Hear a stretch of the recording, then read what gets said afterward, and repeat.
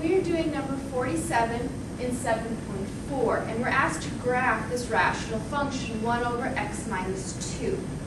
Now when you're asked to graph rational functions, I'm going to draw in the graph here, so we've got our x and y axis here. The first thing you want to do is find the vertical asymptote. Now for this section, we're only concentrating the vertical asymptote. If you're interested in the horizontal asymptote, I briefly touch on the notes and you can see more of it in section 12.4. But for now, you just need to worry about the vertical asymptote. An asymptote is a line that the graph will get very close to, but it will never actually cross. And for the vertical asymptote, these are lines that are the domain breaks, places where the graph can't exist. With a rational function, your main worry is the denominator would be 0, because remember you can't divide by 0. So, looking at this, we want to know when this can't exist. That means when the denominator equals 0. So we're going to start by finding that. So we're going to set the denominator x minus 2 equal to 0, and we're going to solve. And we can see that's x equals 2. That means this graph cannot cross the line x equals 2. So we're going to start by drawing that in. 1, 2, and remember, this is just a vertical line. This is just like when you were graphing these.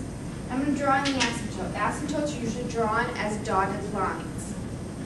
Now, to get the rest of this graph, we are simply going to pick points and we're going to plot them. So I'm going to start with an XY chart, and you want to make sure you pick points on both sides of the asymptote. So in this case, I'm going to choose 0 and 1, and I'm going to choose 3 and 4. You can pick more, but I wouldn't pick any less than 2 on either side of the asymptote. Normally, remember, you were picking, so you had some negative and some positive to start with.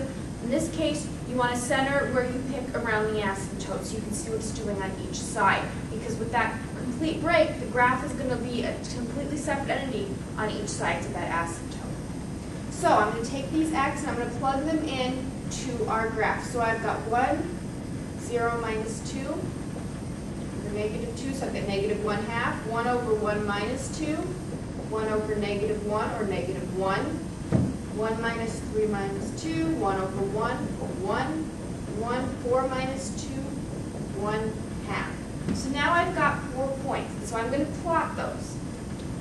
So coming back to my graph, 0 and negative 1/2. So I'm going to put in 1 and 2, negative 1/2 is about right here. Then I've got 1 is negative 1, so right here. That was 2, remember, 3, so then 3 is 1, 4 is 1/2. Now, I have here where it crosses the y-axis. I also want to know, though, when it crosses this, if it does. In this case, it's not going to, because remember, this can never equal 0, because the only way a fraction can equal 0 is if the numerator is 0. The numerator is 1. It's set. It's a constant. So we know that this is going to be our only asymptote.